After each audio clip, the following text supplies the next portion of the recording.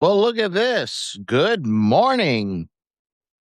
Or should I say, good morning, ladies and gentlemen, and all between the binary. This is Get Informed with Wajeeh. I'm Wajeeh Lion. Thank you so much for tuning in.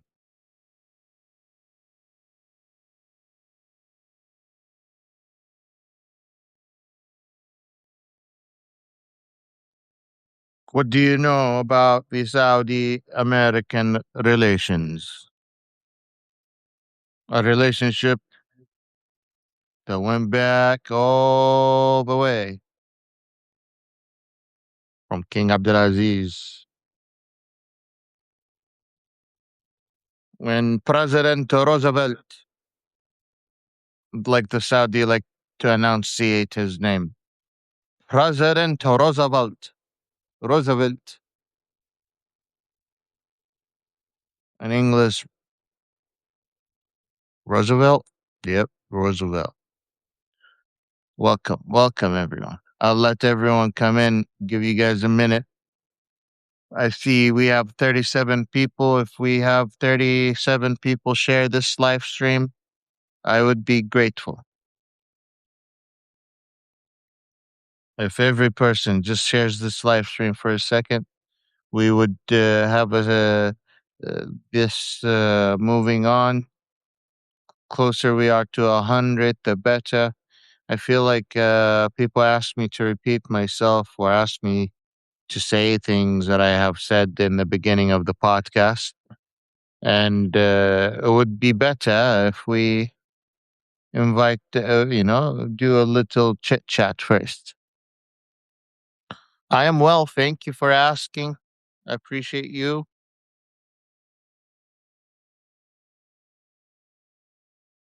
Let me know if you're here. Say hi.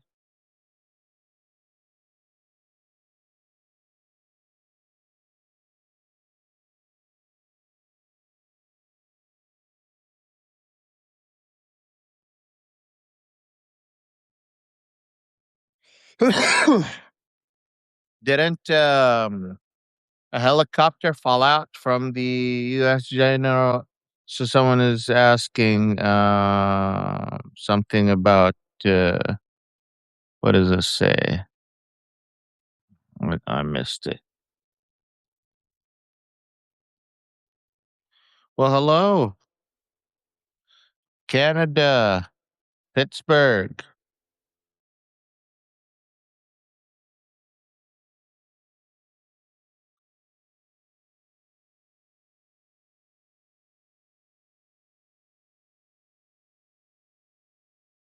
You're a teacher on a summer break. Love listening. Thank you.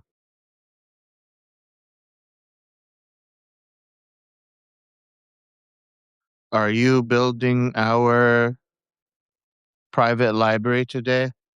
Listen, I don't have money to buy the books to build a library at the moment.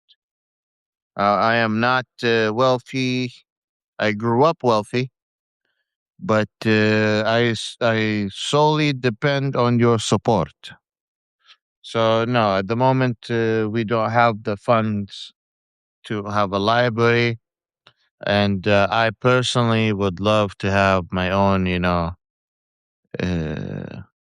house built out of stone, like the old days,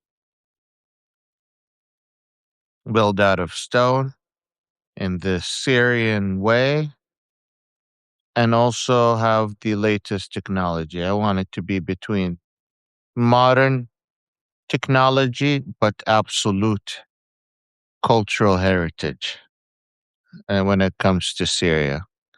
So I want to achieve both at the same time. That's my dream. What if I become a millionaire, build my own house? That would be the kind of house I would build. So in the middle, I would have a courtyard with the with the ceiling glass that opens and closes depending on the weather. I would have a seating in that courtyard that would be, depending on the weather, whether it's there or not.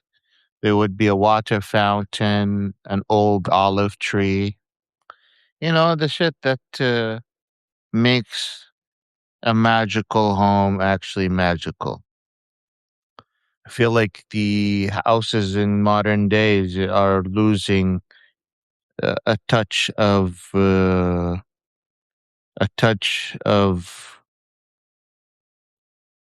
magic.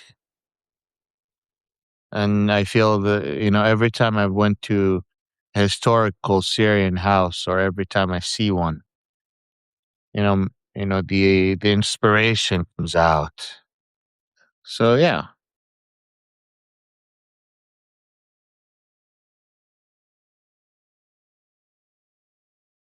I like the idea of having,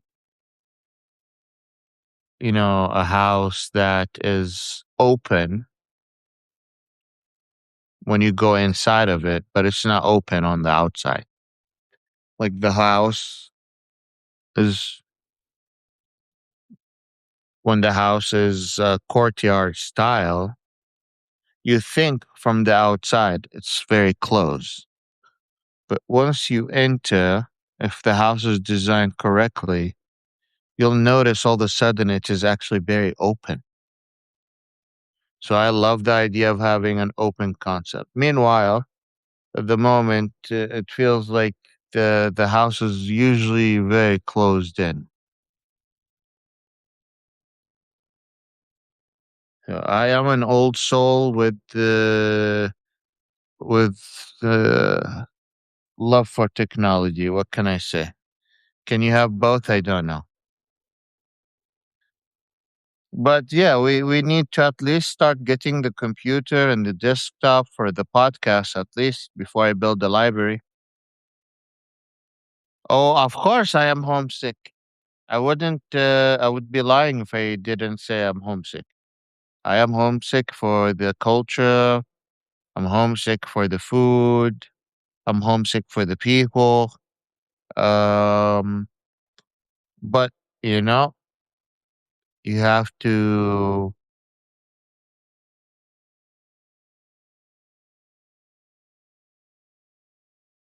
choose when you can travel and when you can't and where.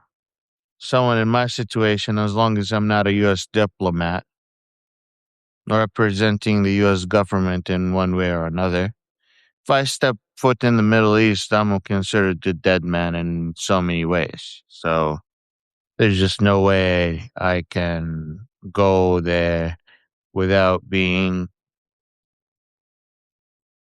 a diplomat at the moment. At least that's what I think. Because Saudi Arabia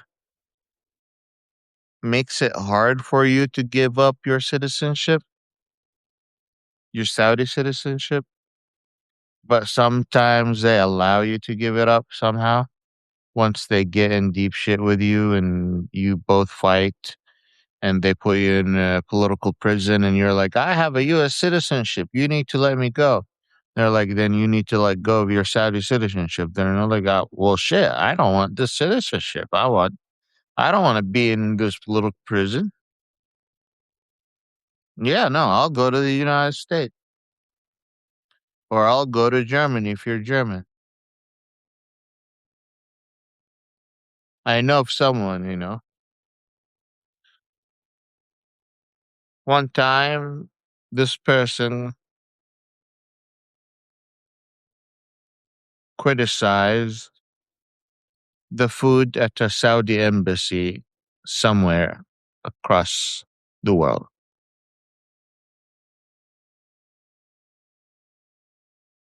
I'm not giving specifics. This person returns back to Saudi. All of a sudden, they get arrested. They get the chance to get the request uh, from the king to give them a decree, a forgiveness decree from the king. And yes, there has been someone in the government that didn't want to even accept the king's decree of forgiveness and kept bringing their case up.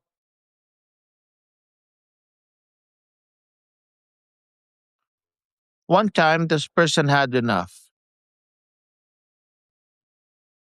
They're like, so they were sitting them down and they're like asking them a whole bunch of questions. Aren't your origins from that country, not from the Saudi?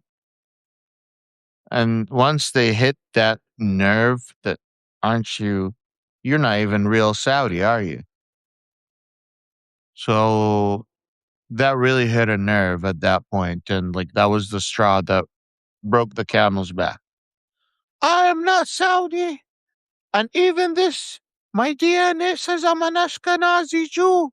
And if I wanted an Israeli citizenship, I can get one. And you know what? I have a citizenship from another country, and I can denounce your stupid citizenship, and I can take my other citizenship. All of a sudden, the Saudis are looking at each other and going, oh shit, we don't want any of this shit. They marked this person as unstable and let them go. If you notice, I have not mentioned a name, I have not mentioned a gender, I have not mentioned uh, ethnicity, I have not mentioned other than that Ashkenazi Jew, because without it, you would understand the story. And the other citizenship, you don't even know what it is. That's on purpose. That's on purpose. Giving extra details wouldn't be confidential, would break the confidentiality. So they marked this person as mentally unstable and pulled out this lawsuit away from this person.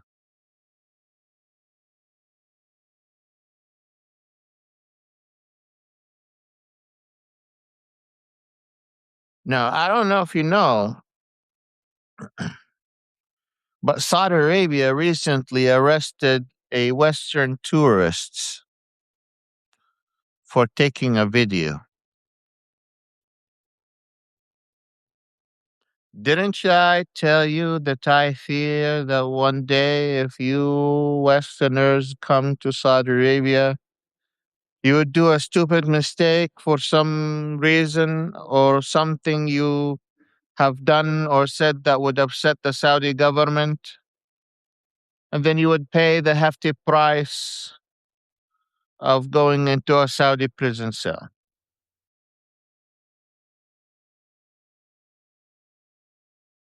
And I would like to inform you that rape in the Saudi prison cell is very common,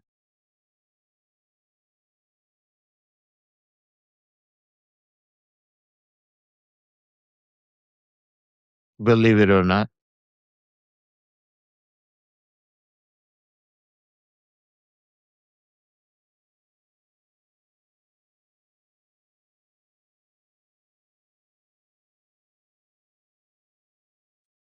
I hope you had a chance to read my article from this morning. If you haven't, I published two articles. One is based on a CBS documentary. The documentary is about an hour long, an hour and a half long. I recommend that you watch that documentary before you read my other article. Watch the documentary, get some basic information, and then enter into the nitty gritty with the longer article that I have published earlier this morning about the fallout relations between the Saudi government and Trump.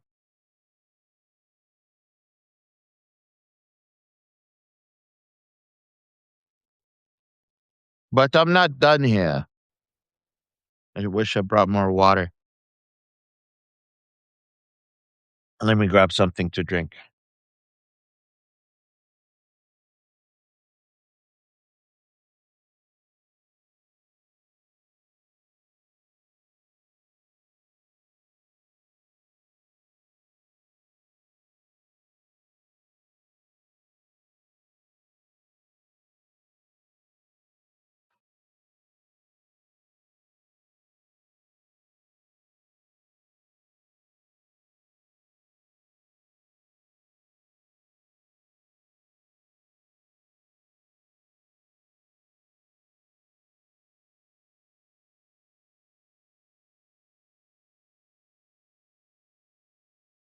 So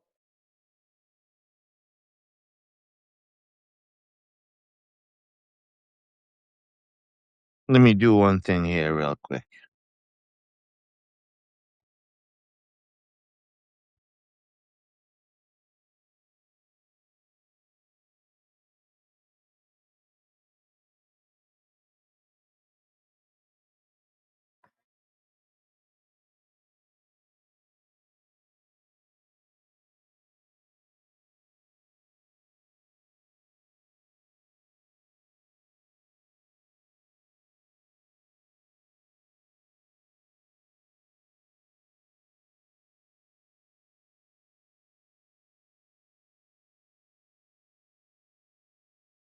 Thank you, Teresa. He's a good man.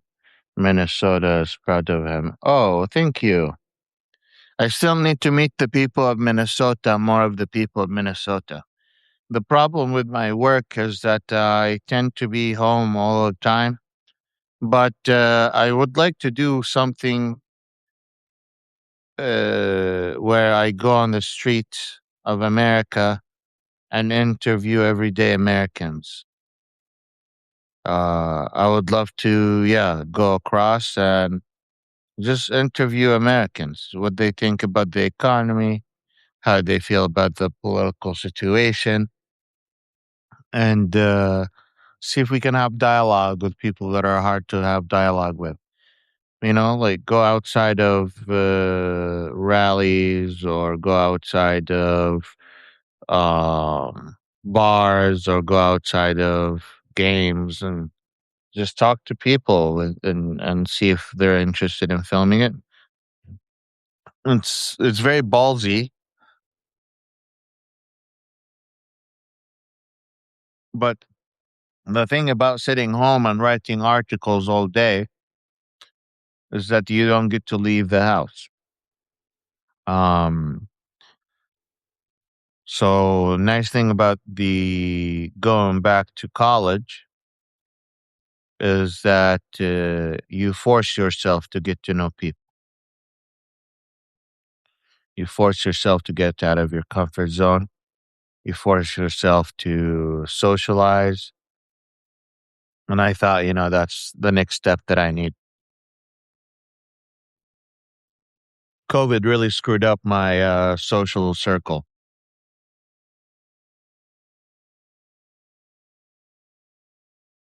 Oh, the chat. I apologize.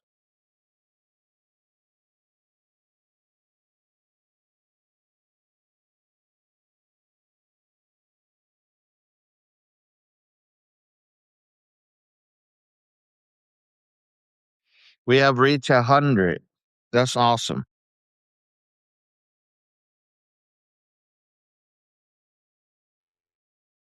Let's go back to February 28, 2026, when the United States and Israel conducted Operation Epic Fury and Roaring Lion, right?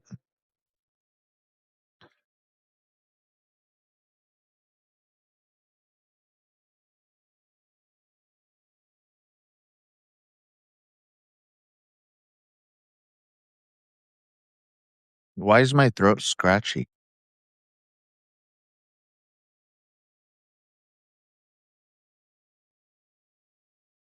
They have executed nearly 900 joint strikes against Iranian missiles, infrastructure, and air defense air defense within a 12-hour window. But that didn't do shit. The operation featured a successful decapitation strike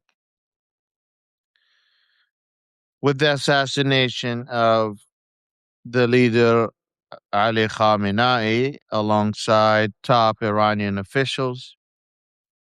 Also killed the mother, the wife, and the daughter, and the father of the current supreme leader, Mustafa Khamenei. American strategic planning fatally assumed this strike would induce immediate regime paralysis. Paraly- pa- pa- Paralysis. Failure, government failure. I hate enunciating English. Paralysis. Yes, paralysis. They thought they would paralyze. Oh, paralyze. Yes, how you said. Is that it? Paralysis. No, regime paralysis.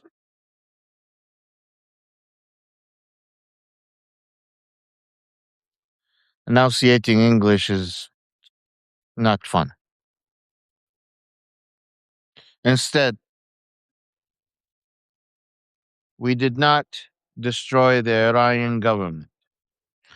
The Iranian people,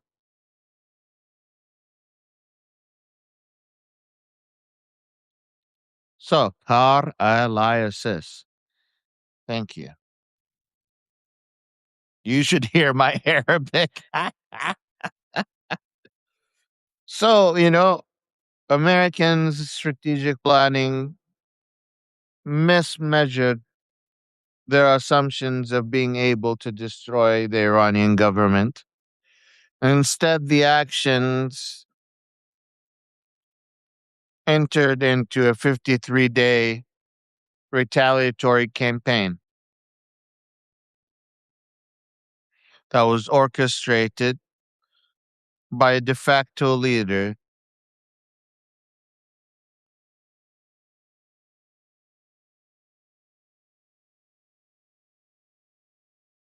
in the Iranian military.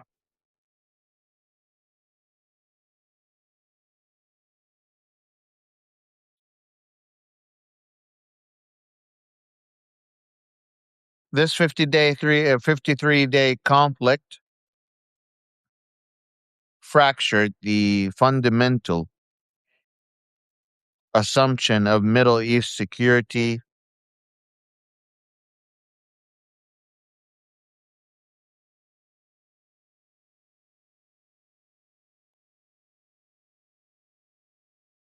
regarding the absolute reliability of American defense umbrella. I've told you this many times. The relationship between the Saudis, Gulf states, and the Americans, even though it goes back all the way to King Abdulaziz and President Roosevelt, like the Saudis like to enunciate his name. President Roosevelt came with the military ship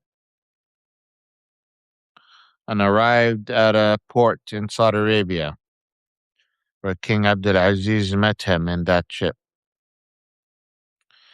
US president gifted him a wheelchair because King Abdulaziz at the time was getting old and sick and he needed a wheelchair. So the United States gifted him a wheelchair because Roosevelt was also using a wheelchair.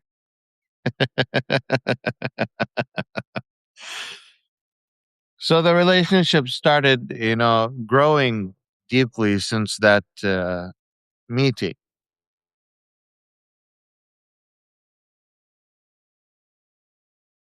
Yes, he had a spare.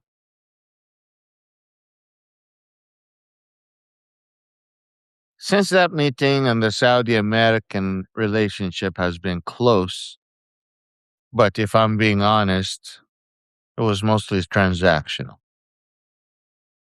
It was based on trust, but transaction is also based on trust.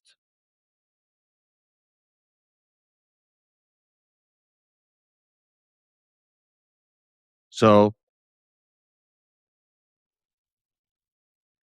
when we have a relationship that's based on transaction, once you stop fulfilling your part of that transaction, you become worthless to me in many ways.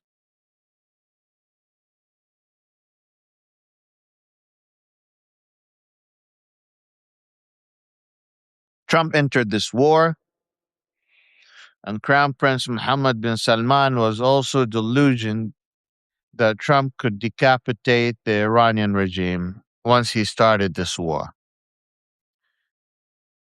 Crown Prince at the beginning didn't know the war was happening, but once it happened, he was calling the president nonstop, asking him to make sure to decimate the Iranian regime.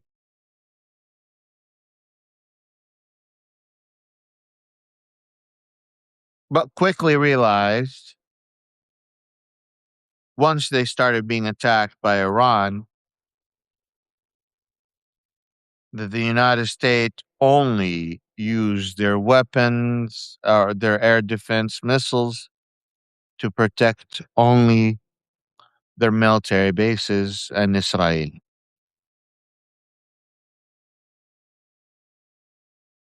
Saudis went basically, the fuck? Wait a minute. What do you mean?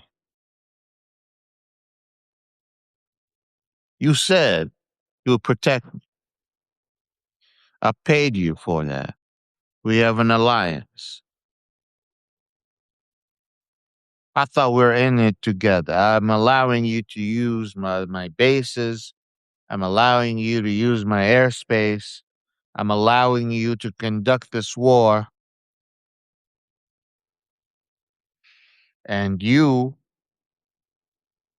did not protect my ass.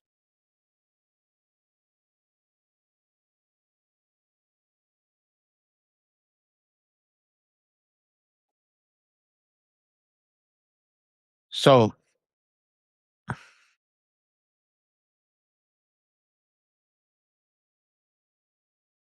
that relation started going sour.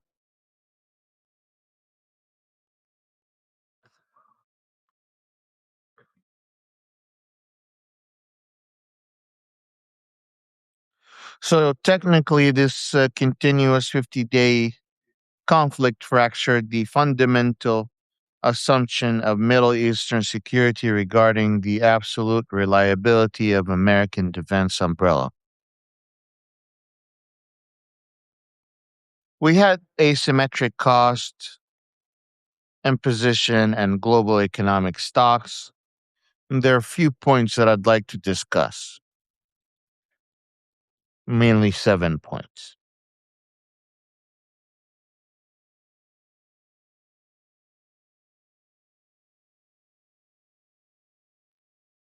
So on March 2nd, the Islamic Revolutionary Guard Corps Navy blockade the Strait of Hormuz,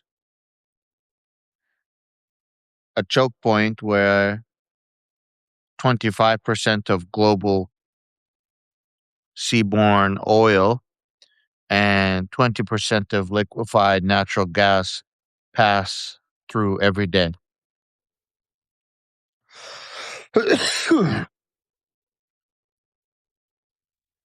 Iran enforced this blockade through swarm of 500 to 1,000 fast attack speedboats, anti ship cruise missiles, naval mines,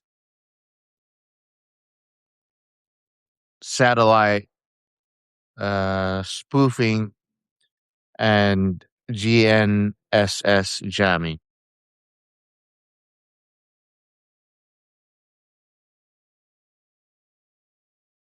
The Iranian commercial transit plummeted by 95%.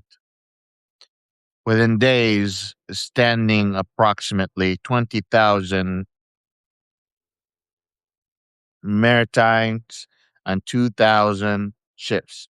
So about 20,000 people were stuck, and around 2,000 ships was stuck.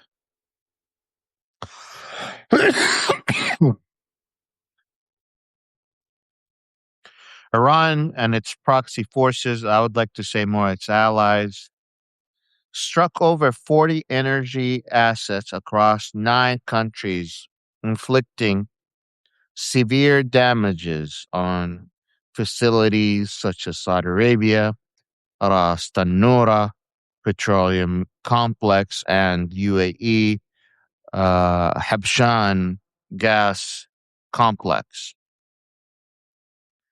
That's when you actually see the difference and reaction between the Saudis and the Emiratis.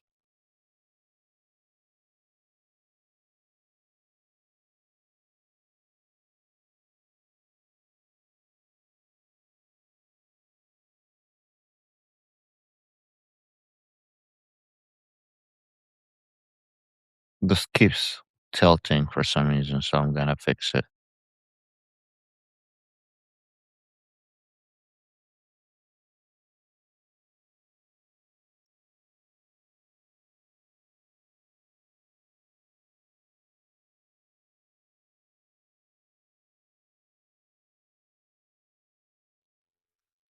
So the difference in reactions between the Saudis and the Emiratis was focused mostly on how the Saudis started looking for help from other countries like Ukraine, Italy, United Kingdom, Germany, France, any Ukraine, any country that they can ask for help and create a military contract with, they did.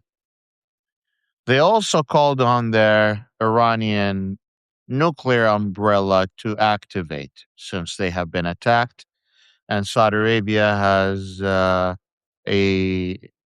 agreement with Pakistan that they would be protected under Pakistan nuclear umbrella.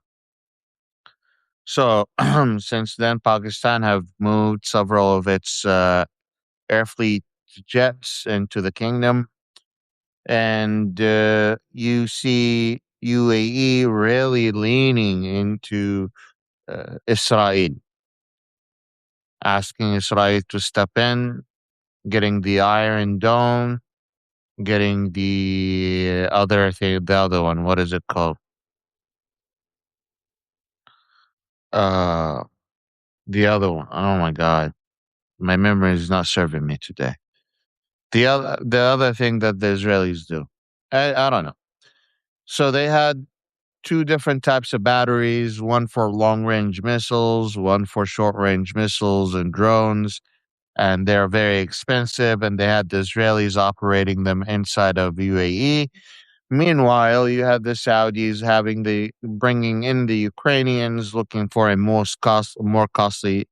uh, more cost efficient solutions. You saw the UAE splitting from the OPEC, but I'll discuss that later. You saw the actual drift between Saudi and the UAE play a part. Saudi Arabia and the UAE has been having their own conflict. I should write you guys an article about that sometime, maybe today or tomorrow. And they have been having their own conflict. Started in Yemen, I believe, where they started both on the same page, but they both ended up supporting two different factions at the end who are opposed to each other. And at some point, the Saudis just attacked the Emiratis in Yemen, and the Emiratis technically pulled out of the war in Yemen, and it was at a free fall since then. Also, the fact that the Emiratis have signed the Abrahamic Accord makes Saudi Arabia have to criticize them in public more and more. The Emiratis have been trying to sell more oil because their cost ratio to production is way cheaper than the Saudis. The Saudis, they need the oil to be at $111 a barrel in order to be able to fund its 2030 projects. Meanwhile, UAE doesn't have a 2030 project. So they're good with having the oil barrels at $40 a barrel, and they're making a profit by then. It gives you a big contrast of the difference. So the UAE has been trying to sell more oil. The Saudis haven't been letting them do so. So they pulled out of the UAE, pulled out of OPEC.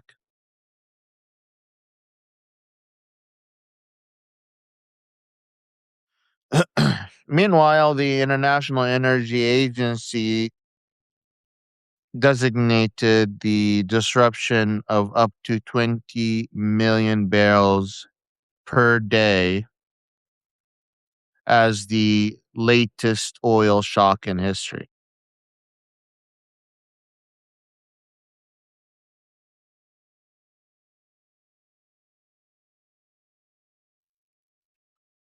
Brent crude experienced a historic 55% monthly surge, peaking to $119 per barrel in March.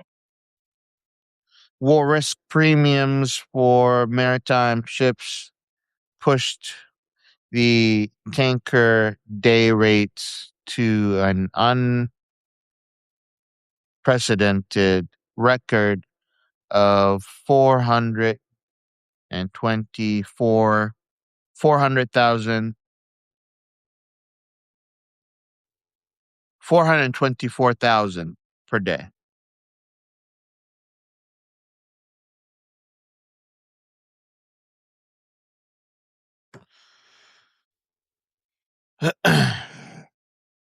That's quite expensive if you're a ship. A lot of these ships, operate on the margins. They don't make a lot of money. So when you have these things becoming that expensive,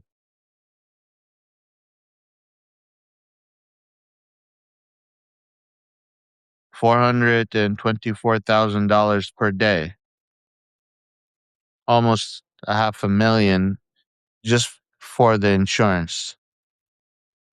No gas, no operation cost, no wages, no maintenance, just the insurance. And then at some point they cut it all off. They said we're not even offering.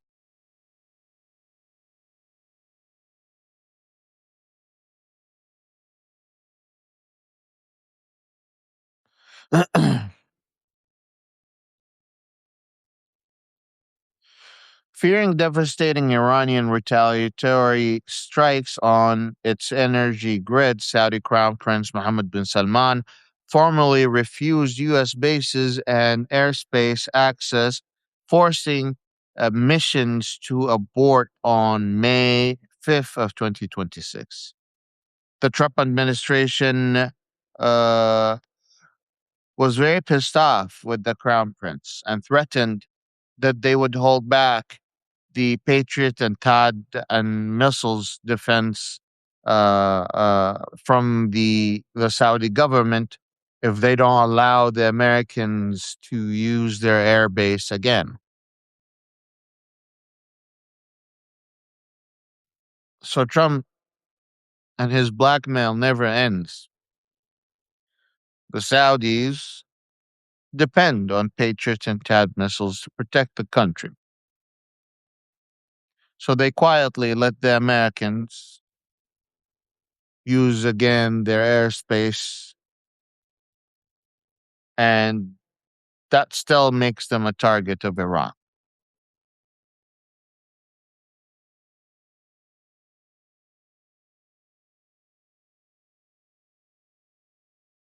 So, March 27th,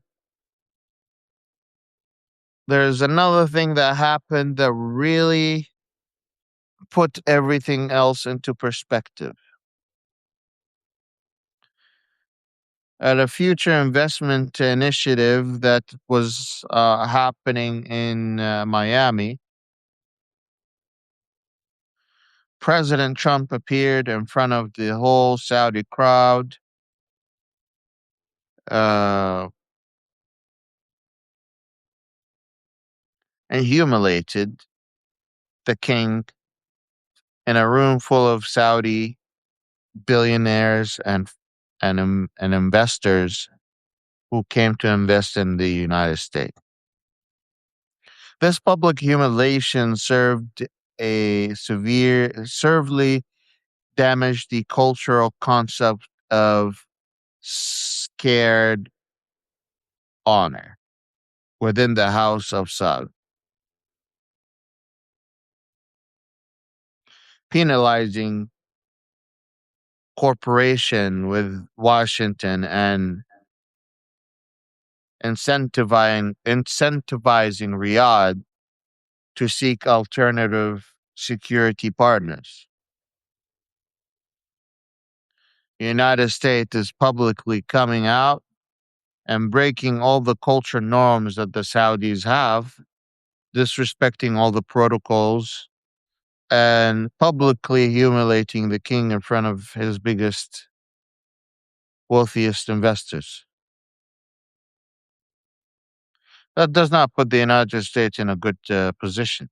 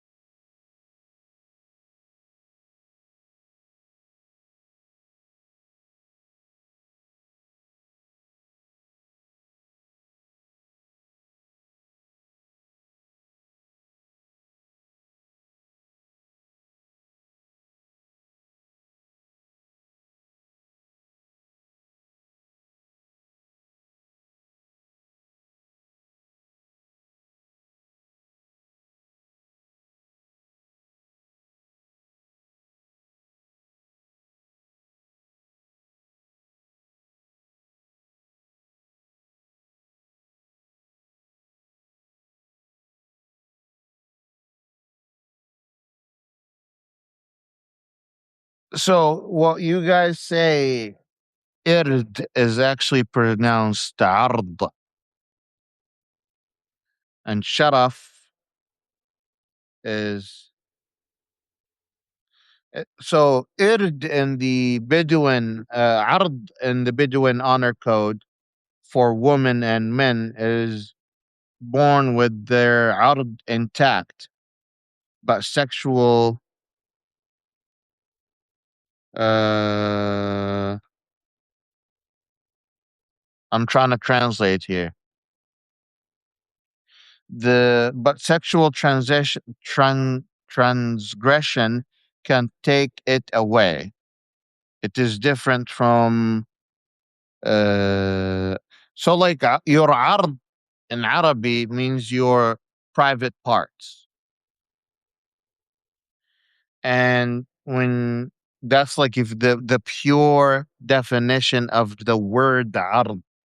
But the ard in the Bedouin honor code, it's like the difference between ard and sharaf. Sharaf means honor. So my honor is general Bedouin code for men. It can be acquired um, through your manhood, through your actions and your nobility and your kindness and your generosity. But also, it is how you present yourself to the world. So when your honor is disrespected, that is very offensive.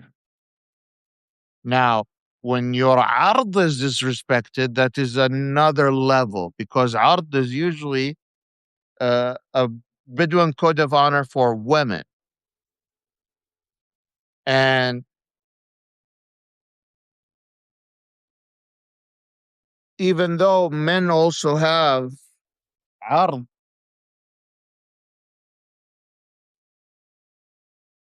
it it it it has more an intimate level of you are fucking me over.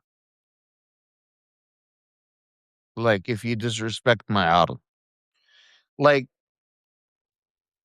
بعرضك, some people like tells you to swear by your ard, and they mean that by your family member, by your by your daughters, by your woman, by your uh uh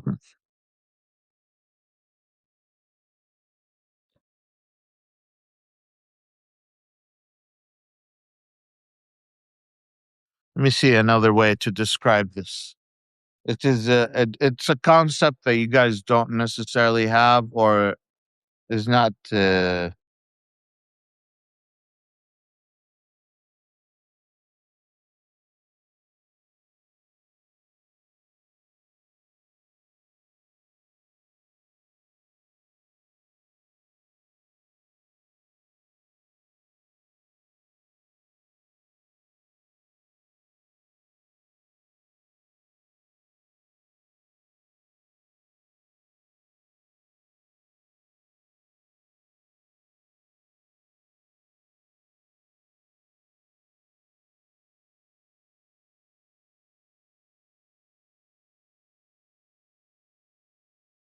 so al-ard is a they're both a type of honor. They're both a type of way to describe a level of honor that you have, a level of dignity that you have, right?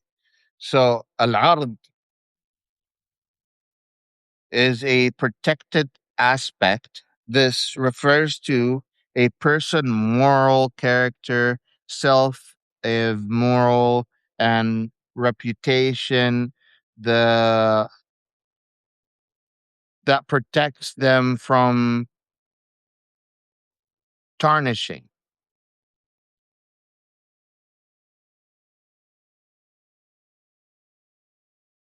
It's based on Islamic ideology,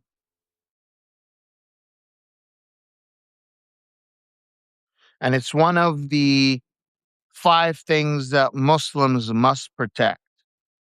Your ard is your genitalia, your ard is your family members, and other stuff like that.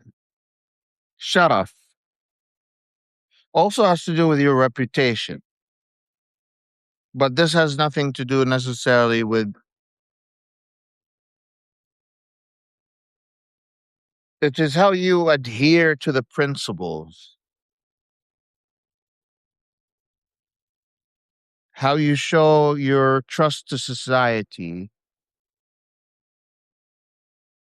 and how that honor encompasses trustworthiness, honesty, courage, and charity.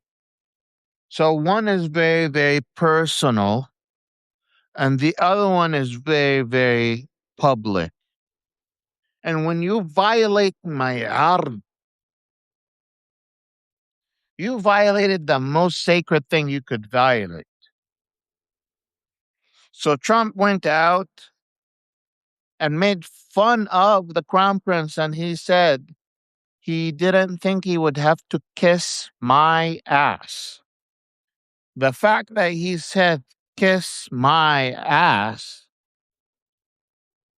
has many, many problems. First of all, he said ass, not kiss my hand, not kiss my nose, not kiss my head, because those are all things that we say to show that you are having to respect me and bow to me with honor. You kiss my hand, you're kissing it without having to lose your honor. You kiss my head without you having to lose my honor. You kiss my shoulder without you having to lose your honor. But you come and you have to kiss my ass, you're violating my ard. I hope all of that now makes sense.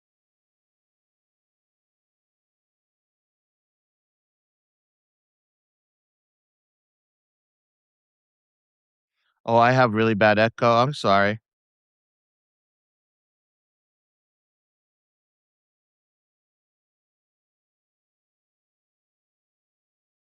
So we have and you know when you kiss someone on the cheeks, you're showing that you're equals.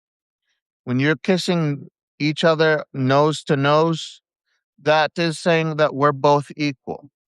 But when you have to kiss my head, when you have to kiss my hand, or when you have to kiss my shoulder, they all have different meaning.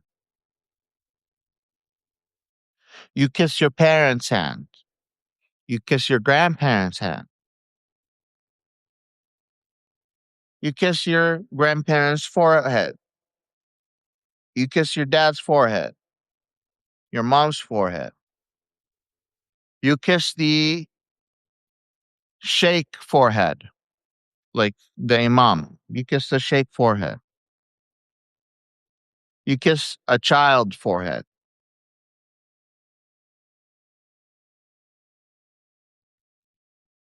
That is you showing respect. Now, when you meet a prince, when you meet the crown prince, when you meet the king, you kiss the shoulder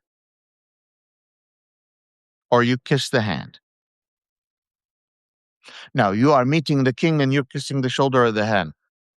Imagine you are telling the crown prince you have to kiss my ass.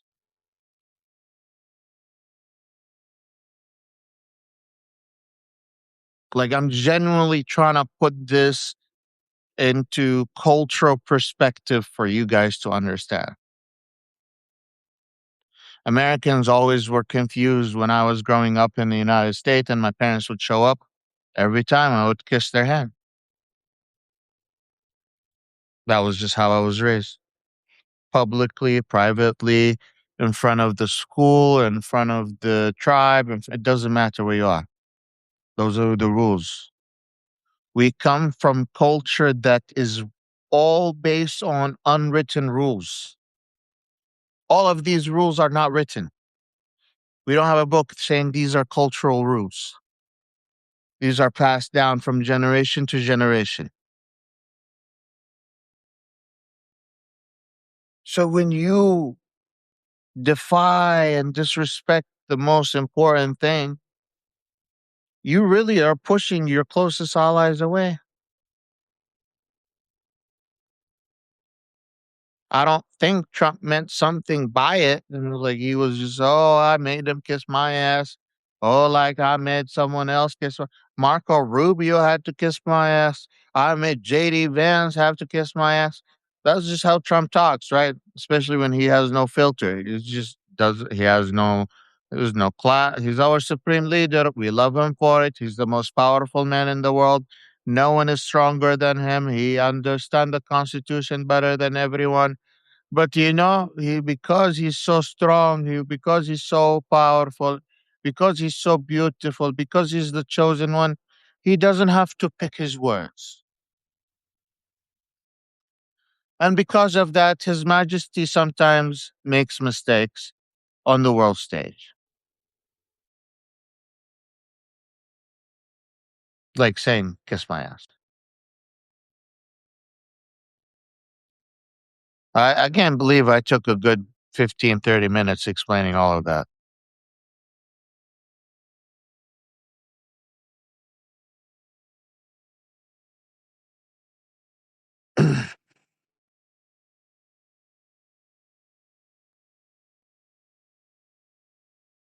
So there's a bilateral realignment now.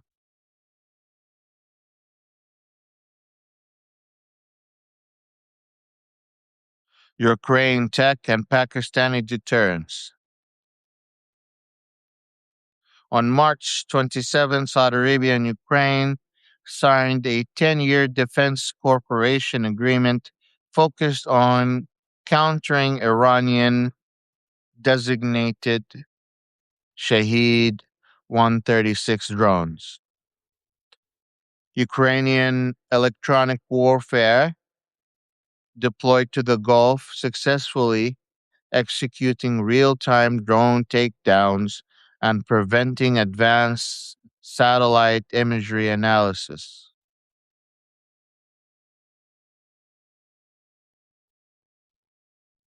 The Saudis wanted something cheap and reliable. The Ukrainians can provide it.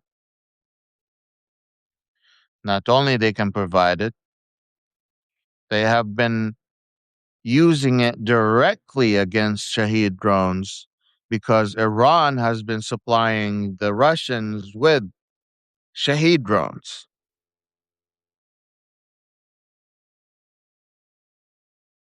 So the Ukrainians have been fighting the Ukraine war against Russia, and they have been literally developing the technology that needs to be around to defeat the drones that the Iranians are using against these Gulf states. So your obvious solution is to make a phone call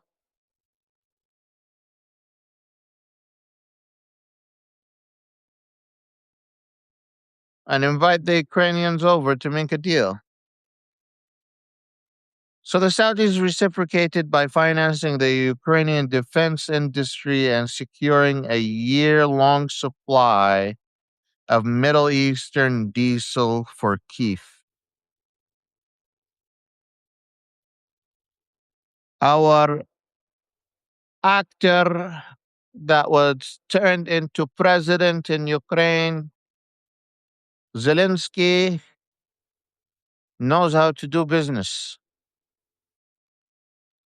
Motherfucker went to Saudi Arabia. He was short in cash. He was short on funding. He said, I'll help you out. I just need your money. I need your piggy bank. Saudi said, Ala khashmi. That means, don't worry. I got you, buddy. On my nose. Ala khashmi on a hook. Just give me the air defense and bring some of your guys over and I'll get you guys all the diesel you want. You want diesel? You get diesel. What else you want, Habibi? Huh? I'll give you diesel. I'll give you money. I'll give you equip. What else? What else you want?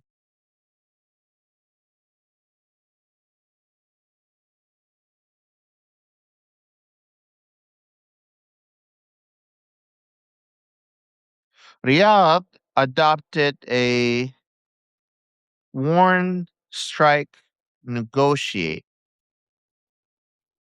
Nego- negotiate.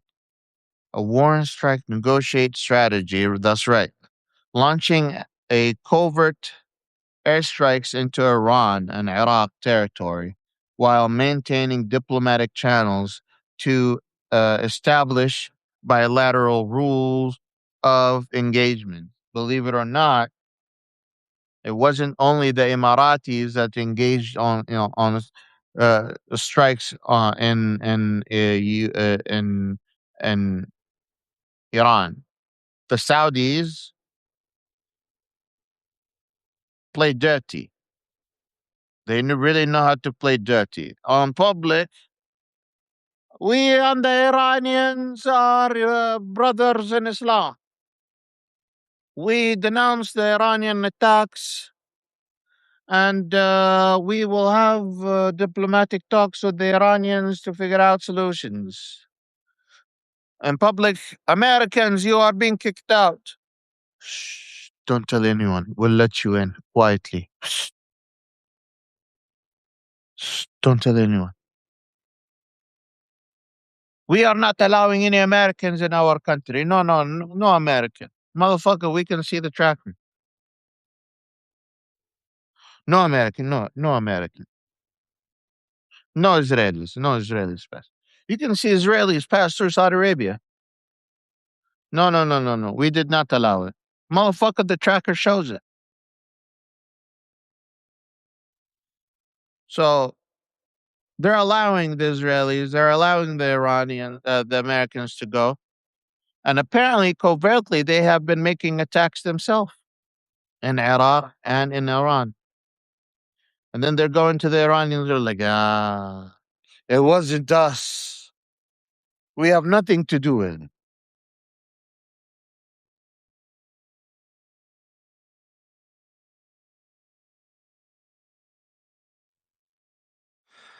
Saudi bipolar leadership is also not helpful.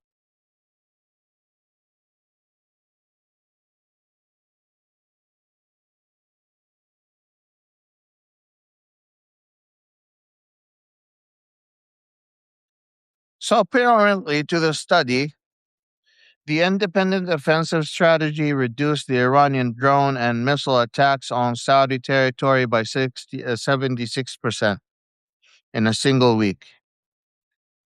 By saying, oh, we're not attacking you, oh, we're kicking out the Americans, and covertly doing whatever attacks they want to do, and they're acting like they're the good guys and on the battlefield. They have nothing to do with this issue.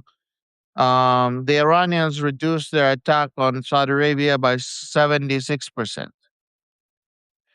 Additionally, they were forced to reduce this because uh, they strengthened their independent posture by invoking the Strategic Mutual Defense Agreement with Pakistan, where Pakistan deployed 8,000 Pakistani troops and fighter jets to the King Abdulaziz Air Base in Saudi Arabia. This is to tell you, there's a couple of things that had to go into this for it to work or reduce the attacks to 76%. But they're still attacked.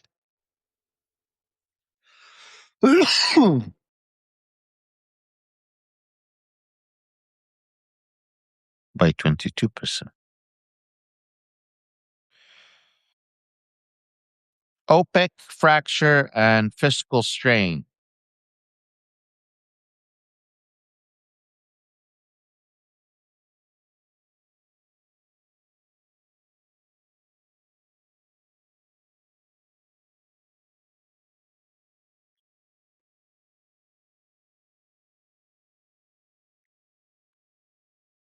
Following military clashes between Saudi Arabia and Emirati forces in Yemen, the United Arab Emirates unilaterally withdrew from OPEC on May 1st, 2026. Possessing a low fiscal break even of $49 a barrel, the UAE defected to fully monetize its 4.85 million barrels uh, production capacity for unconstrained quotas. Saudi Arabia is now burdened by high fiscal break-even price of $90 to $111 a barrel, was forced to unilaterally absorb production costs to defend global price floor. So Saudi Arabia was losing money in this war, apparently to help the global economy, and they're taking a big hit. In the first quarter of 2026, Saudi Arabia recorded a fiscal deficit of $33.5 billion, representing 76% of the kingdom planned deficit for the entire year. Saudi Aramco reported a free cash flow of $18.6 billion against a $21.82 billion dividend obligation, resulting in a sub 1x coverage ratio for the first time since the COVID-19 pandemic. Saudi Arabia now is facing a paramount structural vulnerabilities with unstable export gaps of over 3 million barrels a day. Uh, Forces 3 million. Yeah, there's a gap is over 3 million. Yes. Uh, to transit the Iranian dominated Strait of Hormuz. So Saudi Arabia needs to sell at least 3 million more barrels of oil to meet or help face their deficit. They're not selling oil at a profit. They're selling oil at a loss margin. The prices aren't helpful for OPEC. It's at $70 a barrel at the moment. And the Saudis are rethinking the relationship with the United States. Meanwhile, the UAE is growing closer. Now, if you look at the first Trump administration, this looks a little different. During the first Trump administration, Crown Prince Mohammed bin Salman did a grave mistake that has isolated him for years to come after, even after the Trump administration left. In September of 2018, Jamal Khashoggi entered the Saudi consulate in Istanbul to get his wedding documents, only never to leave. The Saudis lied about what they have done. The Turkish government knew about it before it happened. They had a recording of what happened. And the recording was of Jamal Khashoggi being cut alive into pieces. The world went to shock. The investments plummeted. And Donald Trump came out and said, I'm not ending my relationship with Saudi Arabia for one mistake. That was the time when we started understanding what it really meant to put America first in Trump's perspective.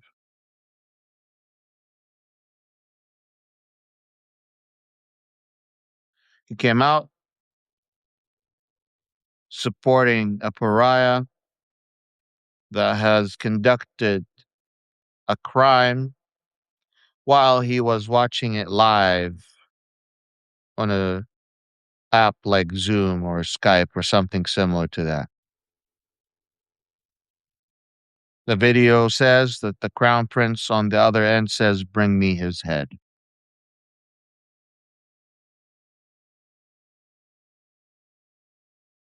Apparently, to Trump, when Crown Prince Mohammed bin Salman made his recent visit to Saudi Arabia and a journalist asked him about the killing of Jamal Khashoggi, he said he knew nothing of it.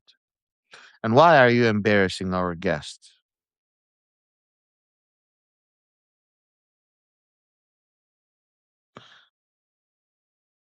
Trump,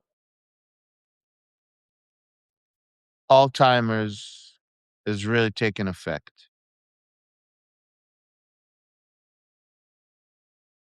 It's taken effect on his previous allies and previous U.S. allies.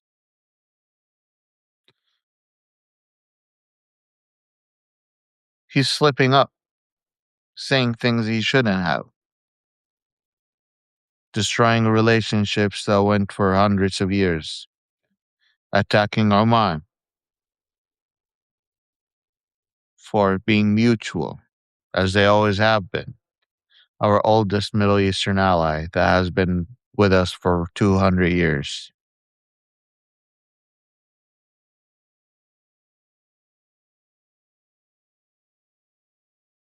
I published two articles this morning. I recommend you to go read it. They're free. Go read it before it has a paywall. Paywall comes in after a week, usually. So you have some time to read it. But I talk in great details about all of what I just mentioned and more. One of the articles has a documentary for you that can catch you up on a lot of the things that you don't know about. I know some of the speakers that spoke in that documentary, and I know that you will learn something from it. Yes, it was made by a Western media, but there are many good documentaries made by Western media, and there are many good journalists out there. Not all the media is bad media out there. There's some good.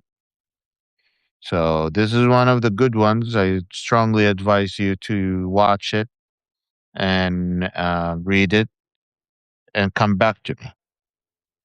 At this moment, I will go. I reach out to the sergeant from yesterday. Wasn't he a sergeant? What's his name?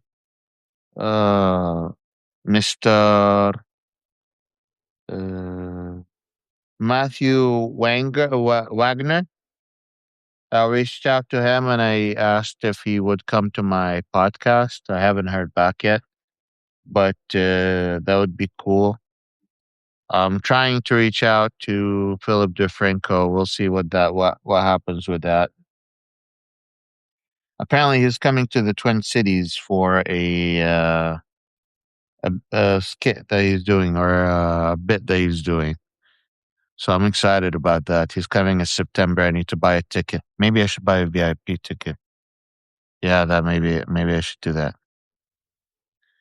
Regarding your morning article,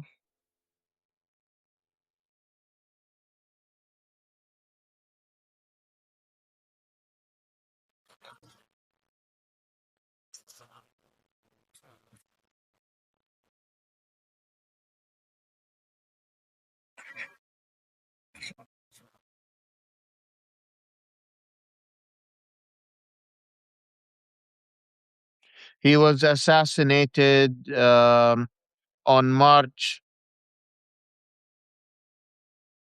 One second. Hello.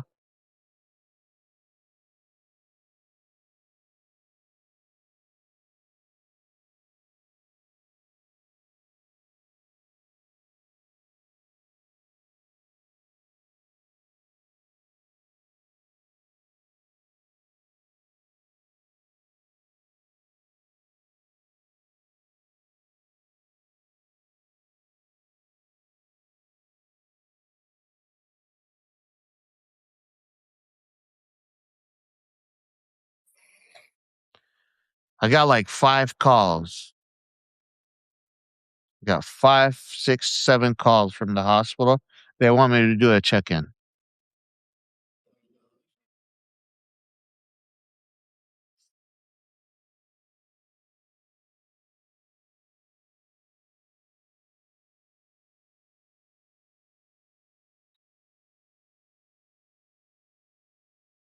So Ali is the Lirjani is assassinated was assassinated on March 17th.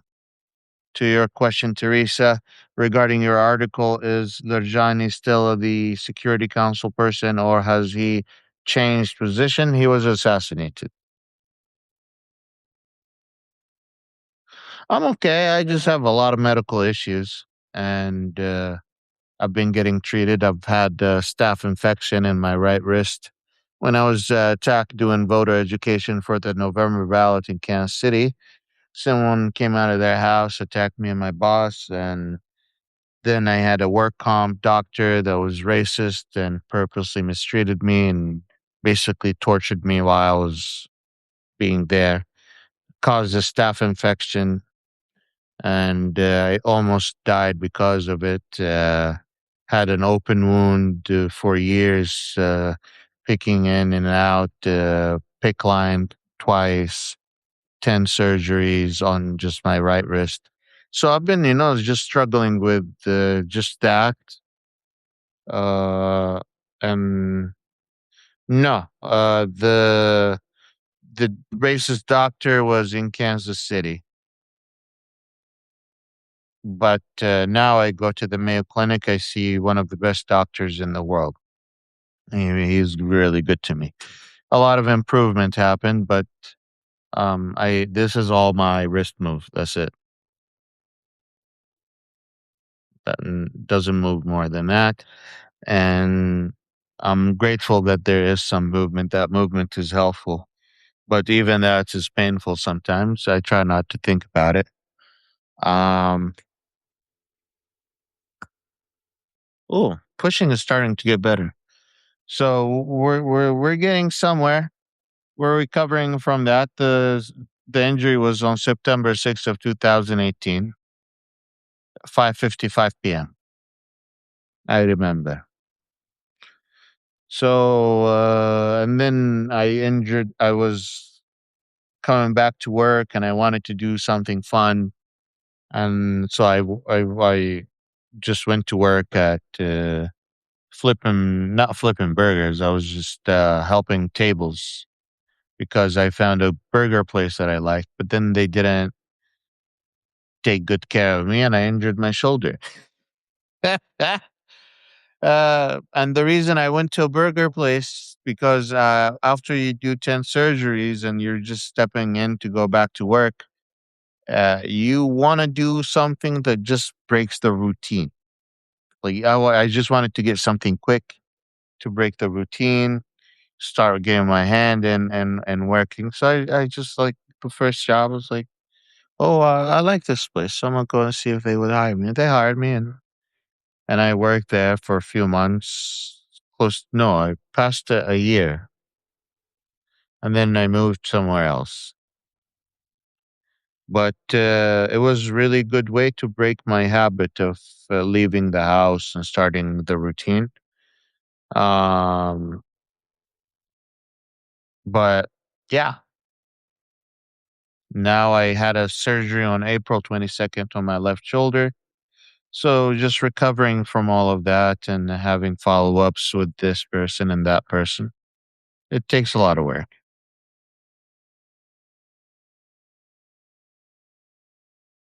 So we do depend on your support.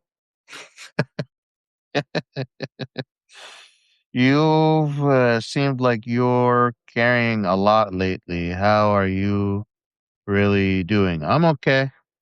World is on a heavy place. I'm still stressed about my rights and freedom of speech in the US. I haven't had any luck about finding good lawyers to go to Canada, so I kind of gave up. Once, my college stuff went through, I was like, might as well just stick with it and go to school. But I'm risking it every day I'm here. I know that for sure. Um, and economy is getting hard. Everyone is struggling.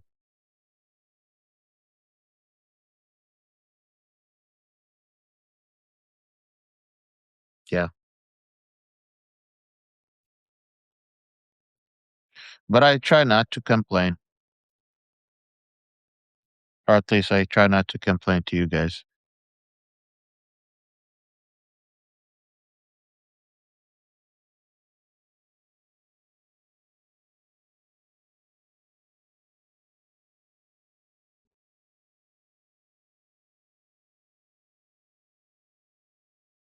The world perilous is paralysis, sounding like. Thank you. That's helpful. Who do you have around you that can lean on right now and it would help to talk to someone? Yeah, I try to have my own circle. I appreciate you.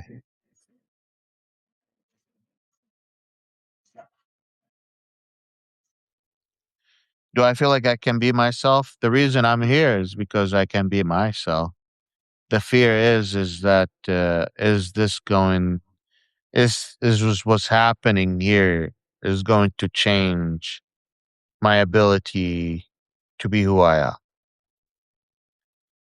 The reality is the current administration, may God bless their soul and raise their and continue their life and give them all the blessings, right? This current administration has been taking people disabilities rights away, have been labeling queers and transgenders as potential suspects or suspects of being terrorists. They're labeling everyone that is out there disapproving of the government as Antifa. Even though Antifa is not an organization.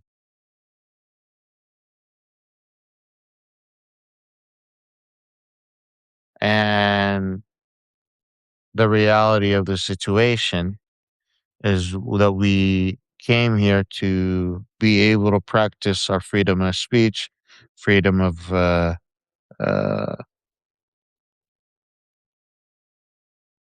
self expression, the freedom of religion to choose what faith you want or not choosing a faith if you want. And it feels like every day there are attempts to take those rights away.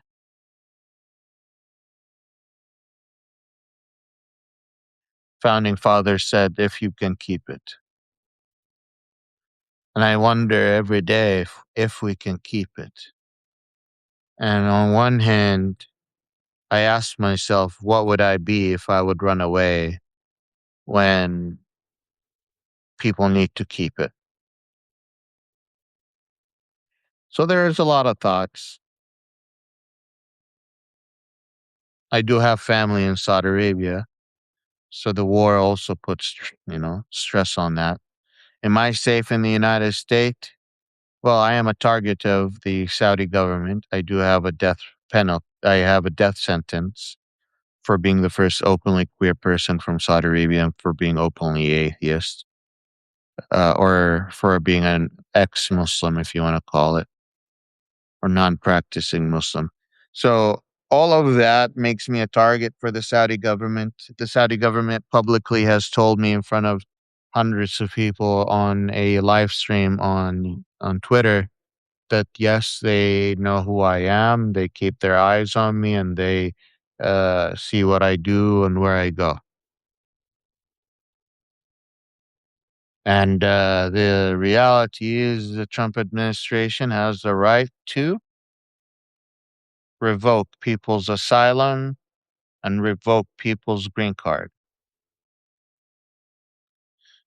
They're also making it impossible for anyone to apply for a citizenship or a green card at the moment. And if you have any mistakes on these documents at the moment, you are immediately denied. Usually they allow you to fix mistakes that's written on these documents because they're complicated. Well, the administration is finding any tool possible to reject these applications. The administration was quite pissed off about the fact that the Supreme Court says that you can, if you're born here, you can become a citizen. Uh, so, yeah, there's a lot on my mind. There's a lot happening, preparing for college, preparing for school, uh, doing the podcast, following up with my health keeps me very busy. But if I'm being honest, one of my greatest community that I have now, and one of my pride and joy is the community I have cultivated here on Substack. Everyone that comes here every day, that shows up, everyone that is excited to learn and make a difference, that really inspires me. That really, you know, puts hope in my heart. I wake up every day and I'm like, okay, we're doing another lesson, we're doing another education, we're taking another step to help make this world a better place. So yes, um, this is not over. We're not going anywhere, and the community that we have cultivated here that is so motivated and so interested in actually learning is alone a very nice community to have. So I'm very grateful for everyone that's been showing up. I'm grateful for everyone that has asked for a membership on the house. I'm grateful for all the people that have becoming monthly members, yearly members, the ones that have become VIPs, the ones that are supporting me outside of Substack. A lot of people have showed a lot of love and support. So, no, I'm very grateful for your support. And it is you guys that have been keeping this work that I do alive. So don't undermine yourself. Don't underestimate your value. Every one of you is a piece of this project, and every one of you is an actor that makes a difference in their society. I'm sure some of you are actively considering who they should nominate instead of the current nominees that we have. I'm sure some of you are considering if they should nominate themselves and run for office at some point. I'm sure some of you are looking to create your own community coalition. Some of you are trying to figure out how to become grassroots organizers. So yes, I'm quite proud of the community that we have cultivated. We had some incidents of some people being anti-Semitics. We kicked them out. If there are any anti-Semitics out there or racist or someone that's pushing, the uh, you being uncomfortable, let me know. We'll work that out. Also, the message here is to reach out to people that we disagree with. The message here is to, in a way, get out, not in a way, get out of our comfort zone.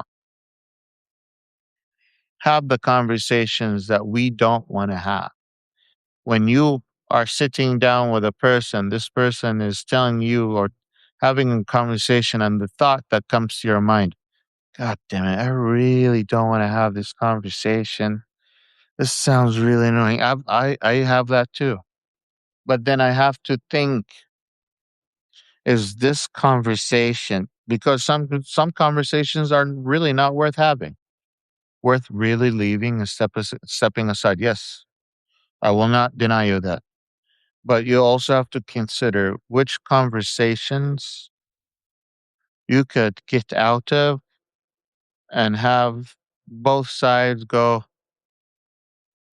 I may not have agreed with everything this person says, but I've learned a thing or two.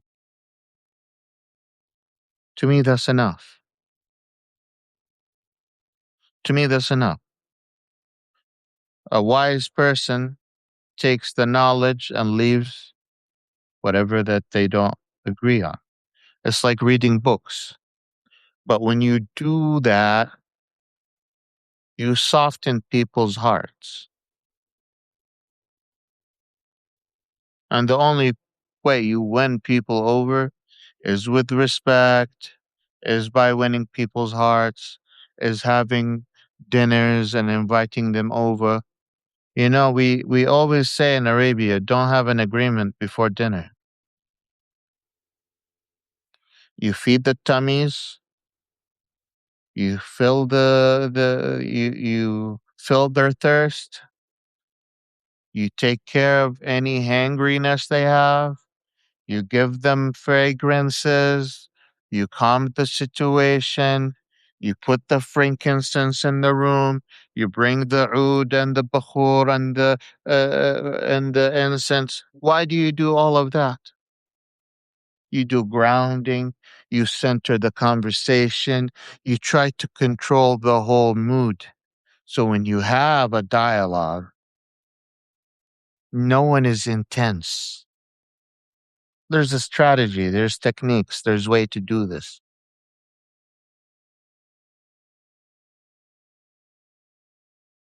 Could it be done? Yes.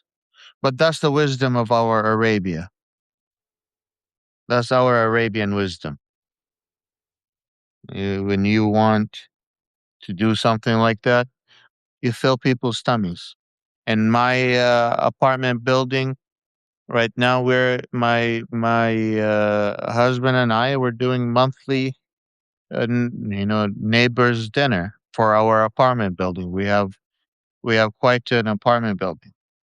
So we are planning to invite everyone over. We're planning to have people grab their food. I might, order Cadoba and stuff.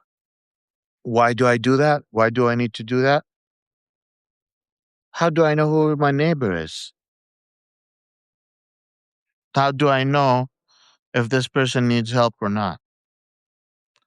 Even though I'm an ex-Muslim, Prophet Muhammad said you're responsible to the 10th or fifth, no, to the 10th neighbor. You as a person, you count how far your neighbors are, all the way to your 10th neighbor. That is your responsibility to check on them, make sure they're fine. Holiday season, you give them stuff. You see if they practice their own holidays, you honor their own holidays. Look, that is just being a neighbor. That's just being a community. That's just creating the basic trust that everyone needs.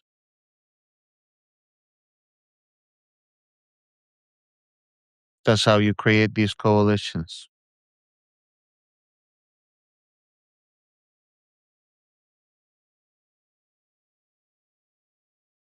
Rukunta. By the way, Abba Kabar, Krabby knows what I'm talking about. Abba Kabar, Kabar Bayik. You are wise beyond your years.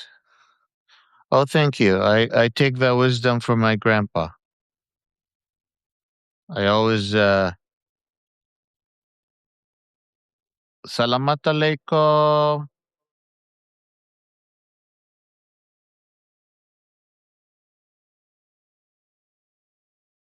But yeah, you can do more. And believe it or not,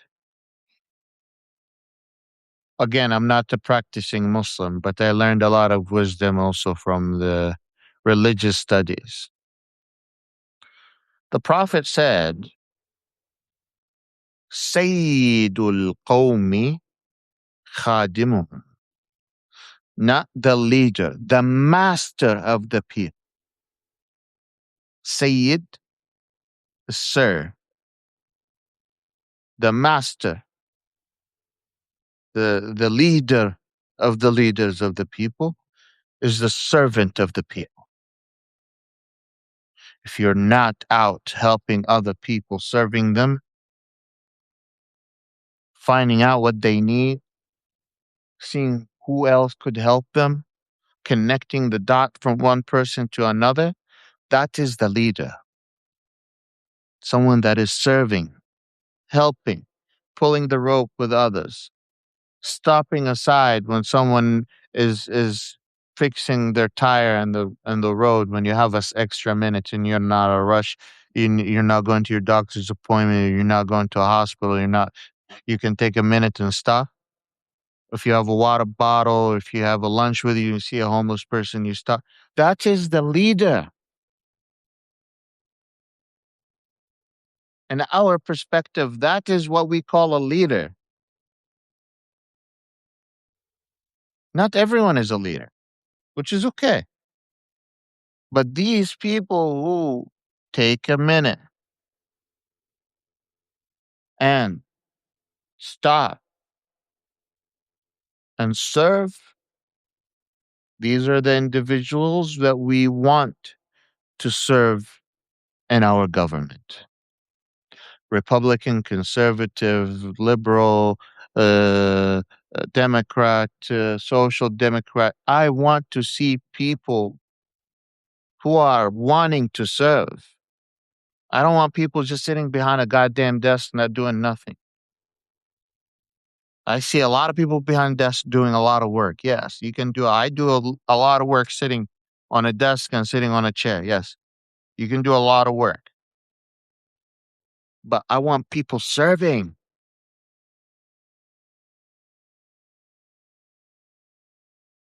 I want people organizing. I want people meeting. I want people going out, finding out what's going on. That is the actually like you listen to Malcolm Nance every day. You know what is the most important intel?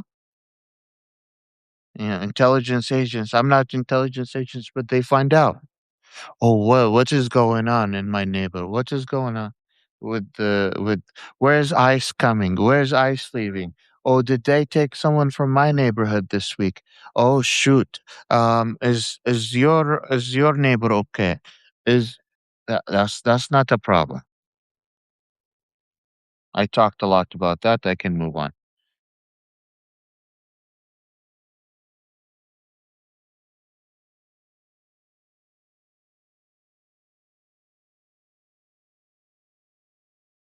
Why did kamikaze pilots wear helmet?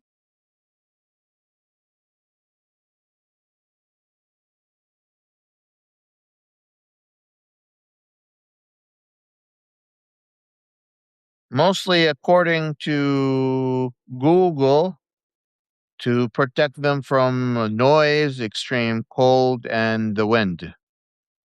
They still need to reach their goal. If it's too noisy, too cold, they have to get there at least.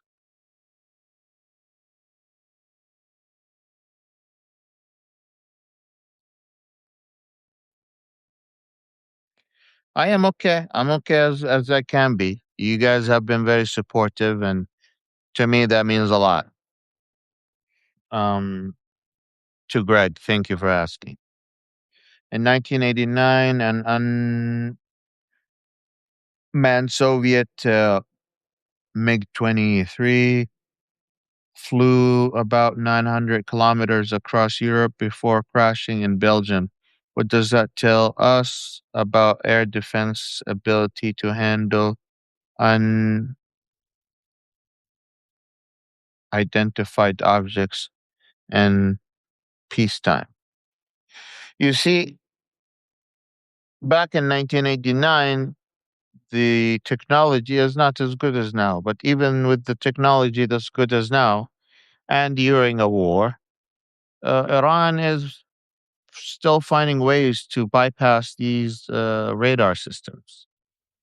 And the only way the U.S. government is actually able to take them down is by shooting at them with missiles or flying our F-15 on the sky that come with their own bodyguards that flies behind the F-16. They're also, I think, they're F-14s. I forgot, but they are jammers. So you have air fighters and then you have jammers, and the jammer job is to go and find the drone and hit it with such a directional, strong wavelengths that disables the uh, drone from receiving any directions from whoever is sending that drone. And then the F-15 would follow that drone, shoot at it with a missile, or go the old school and shoot at it with the bullets. So that's how they are taking down these drones. If they are using some of the missiles that we have on the ships, we're basically targeting $50,000 drone with multi-million dollar to $10 million, missiles, which is really bad economic deal for a war. F-18 Owl. Thank you. Are there any other questions? I will bring this closer so I can see your questions and comments. Hello.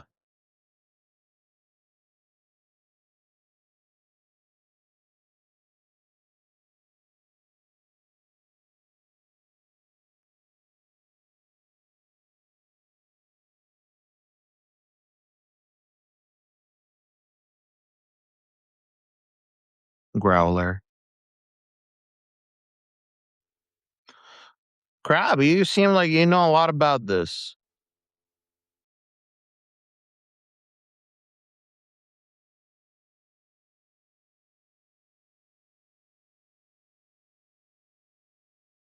Oh shit. I haven't published my video yet. I need to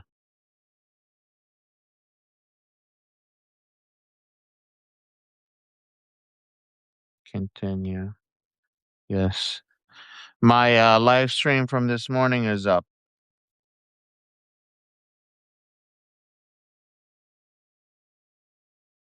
9:39. Wow. It was ready by 9:39.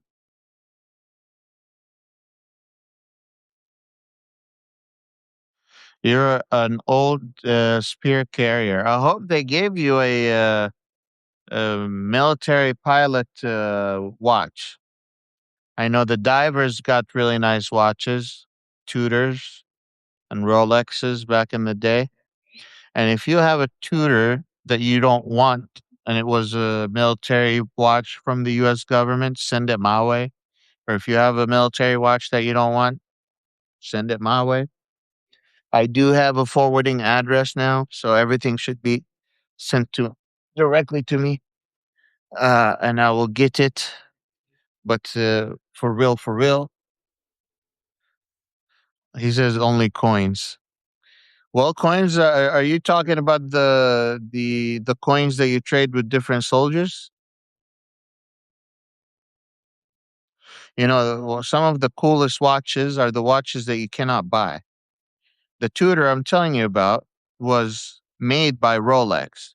So on here, it would say Tudor, but on the crown, it would have the Rolex crown.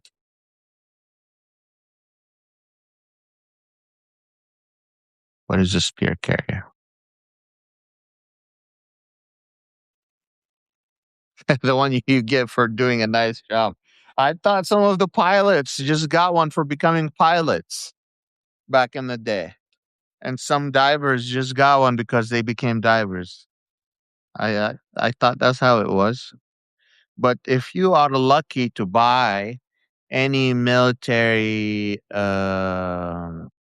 some people go out of their way and they find these warehouses where you can buy military warehouses. And if you're lucky and you buy the right military warehouse and you open the boxes and one of the boxes just have a whole bunch of these tutors that were supposed to be given away because there's supposedly a lot of these, tutor watches hanging out somewhere in warehouses that we don't know where at. But if you're lucky and you end up buying some of these military warehouses and one of them has these tutor watches, oh, good Lord, you'll instantly be a millionaire.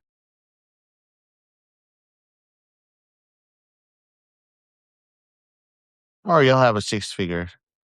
You probably at least have six figures. Yeah.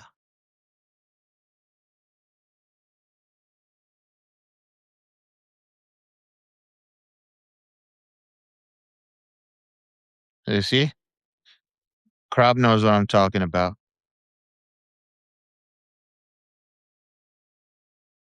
I also love going thrifting. I'm that type of person. I was able to find carpets.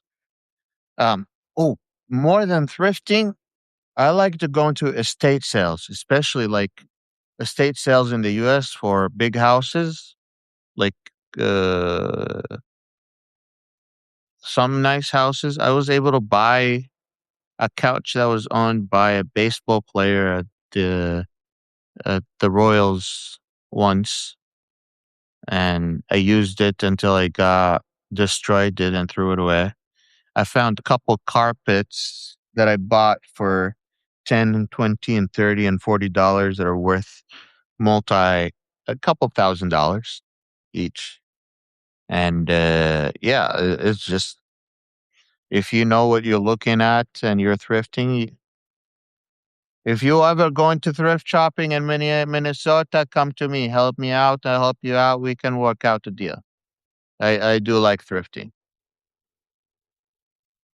But the problem with thrifting is you have to hold yourself from not collecting everything. How did I destroy a couch? From laying on it after the surgery for a couple of years.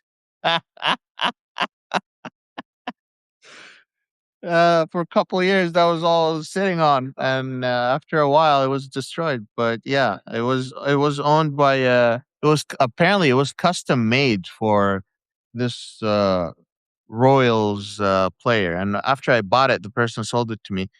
Didn't tell me before I bought it, but they came to me afterwards, and they're like, "You know who used to own this?" I'm like, "No," and she's like, "It was this person," and I'm like, I don't know who that is. And she's like, "Oh my god, he's a Royals. He's in the baseball team." And I'm like, I'm not familiar with all of that. But it was comfortable until it wasn't. Had duck fur, like it was filled with uh, duck feathers.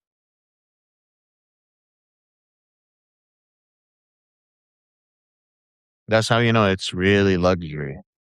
When everything is filled with duck feathers. Oh, and they were so heavy, pulling it out and having it was so heavy.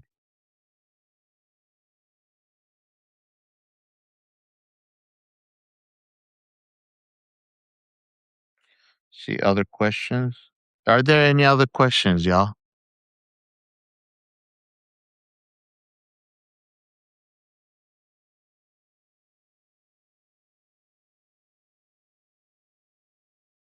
Always go thrifting in the wealthiest neighborhoods. Yes, absolutely. That's how I got some of my best Wustov knives. I found some Wustov knives for two, three, $4. You know, as long as you get products that are the best for cheap, you're not missing out.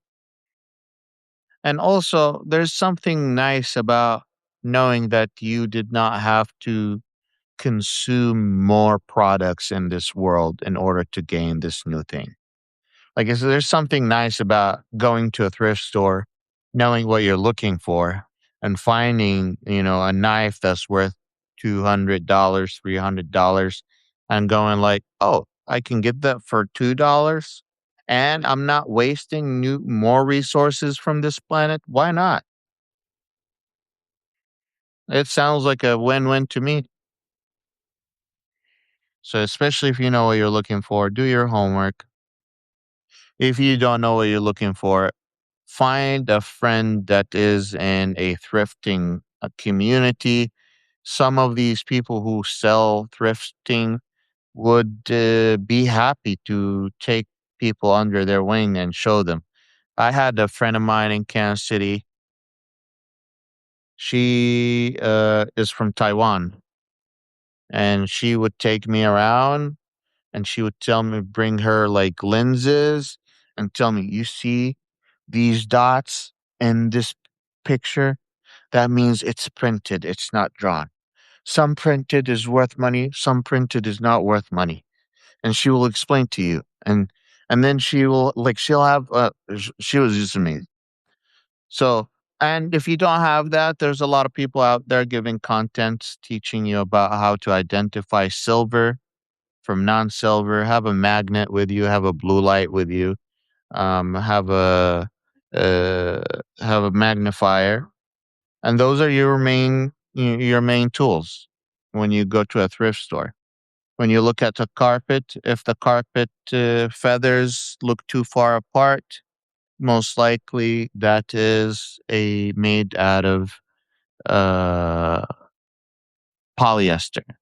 But if the carpet is very, very, very, you know, thin and tight to each other, and it's that's wool. And if it's it's very thin but connected but not too heavy, that's probably silk. So you get to start knowing and to understand. Always flip the carpet over. The carpet, when you flip it over, you have a lot of information on it. People who work on a carpet for years or months, they want their name on it. They're signing it like a signature. They will tell you where it was made, who made it, where it was from, whether it was stitched on it or whether it's printed. And it tells you a lot of times if it's made by Western, if it was standards. A lot of times, some of them put stamps where it was made, who made it, what the quality is. So uh, you can buy used stuff, and you can buy artisan made things that are just hanging out on the shelves at some of these thrift stores, and no one knows what the fuck they are. May I send you a private message? Yes, you may. Everyone is welcome to send me a message.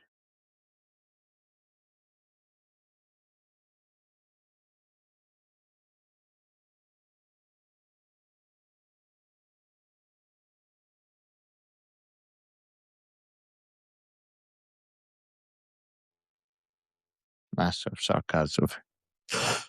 Arabs really like being sarcastic. Yeah. That's just we like over exaggerating things as well. You like glass made out, is that the one that glows made out of uranium?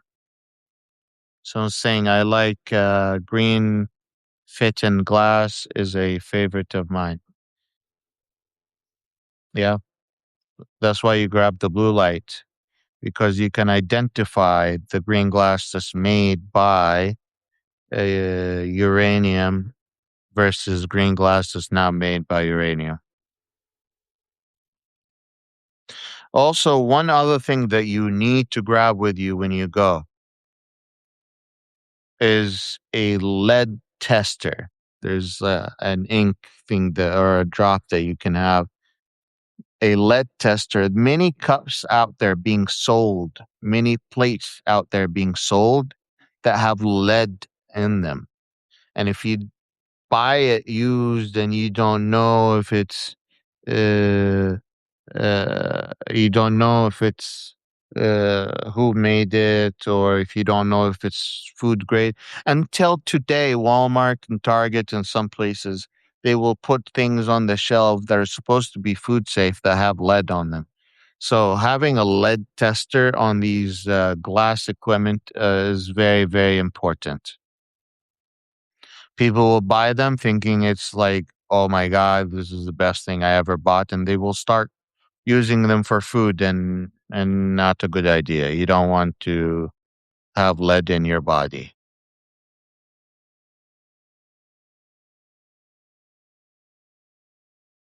Yes, some are radioactive. That's right. I don't know how we drifted into thrift shopping, but we did drift into thrift shopping. I apologize if you came in here looking for political analysis and somehow we changed the topic. Um, Again, I'm not finding any. Oh, here you go. I was walking at a nearby park recently, and they were going to throw away plants. Got free plants. Yeah.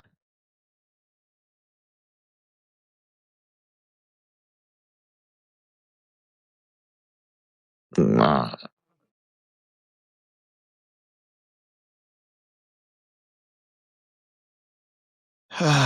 I should text my friend Justice today and see if we can schedule with something with her soon. Not Justice, not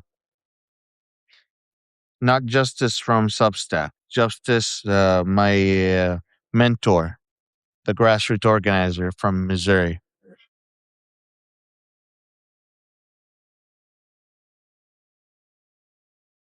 Good morning. Could you please send me your calendar so we can schedule something? Or do you need me to help you set up the Substack?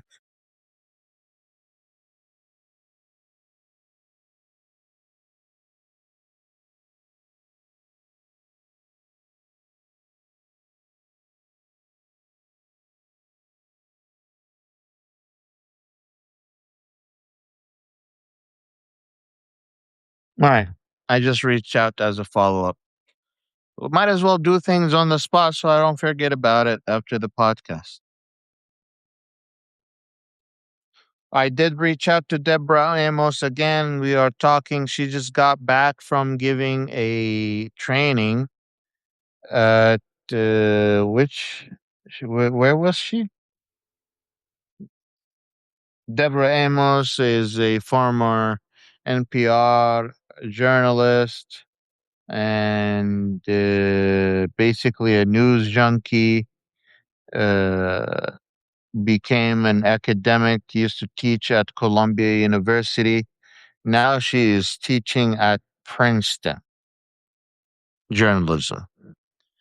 And I want to invite her over to do some, to talk about a few things. Jamal Khashoggi, she knew Jamal Khashoggi personally.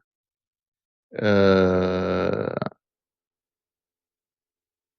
and maybe give some base. She does a lot of journalistic training, like how to be a journalist and courses and certificates.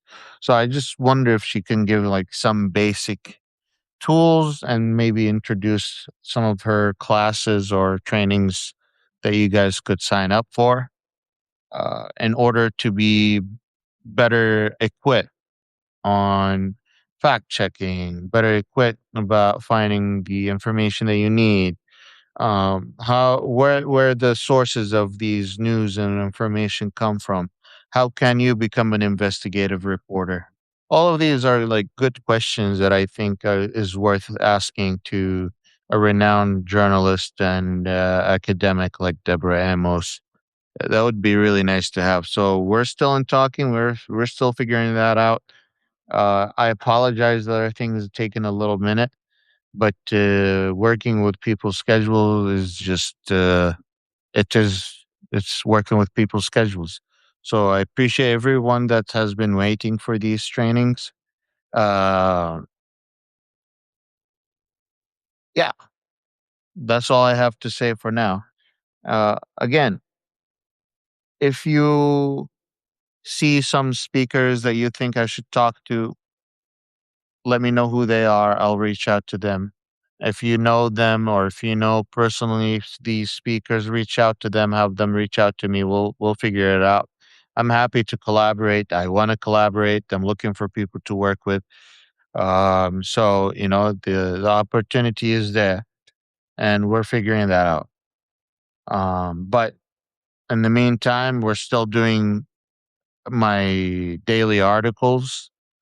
I hope that you had a chance to look at my morning articles from this morning.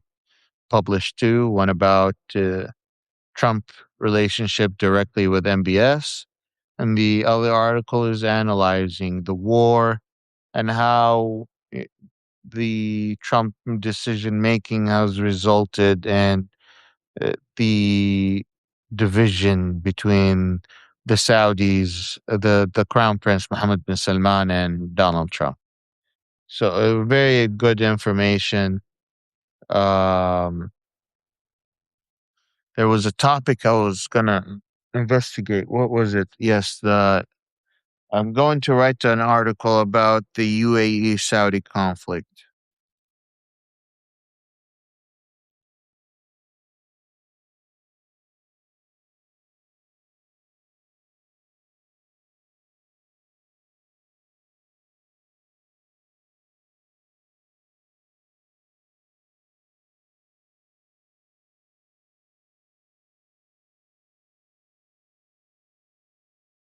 Speaking of conflict in the United Arab Emirates, I also have published an article in the last few days talking about the secret war no one is talking about, the secret genocide in Africa that no one has heard of, the war in Sudan that is done and funded by the United Arab Emirates.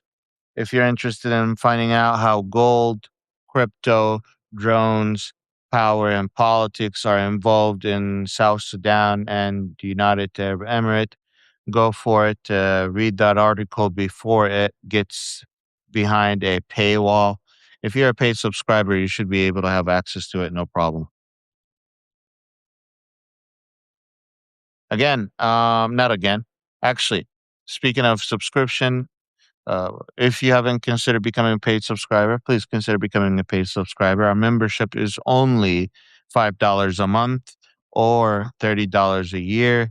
The VIP membership is around $1,000 a month, but $1,000 a year. I apologize, but that is also uh, depending on how much it's flexible a little bit. I made it flexible so people that want to give more but don't want to give 1,000, they can do so. Uh, but that's the VIP list. And then you have your yearly subscription for 30 and then the monthly subscription for $5. Very affordable. I understand that many people have different multiple subscriptions and cannot afford everyone else's subscription. So I try to make it as affordable as possible. If you can't afford it, that's okay. Come to me. I have a link that is will give you a 6-month trial. If that link doesn't work, I'm happy to personally add your account in the system through my end so you get a subscription on the house. Thank you. Someone just joined. Crab, you have a good one. Thank you for coming. My phone is actually about to die. Before my phone dies, I'd like to say, as Philip DeFranco always says, you may not fuck with politics, but politics will always fuck with you. Please be safe. Please be aware. Pray for the people in Venezuela. Pray for this war to be over. If you're religious, uh, do something about it. Run for office. Call your representatives and senators. Vote for removing the establishment. Let's do something about it. We still have a chance to do something about it. Don't give up hope. Recruit your fellow US citizens, regardless of their ideology. Don't think that ideology is the thing that is holding us back. Remember, it is a class war that is holding us all back. Like, subscribe, and share. As always, ma salama, bye bye. Bil Goodbye. I'll see you tomorrow.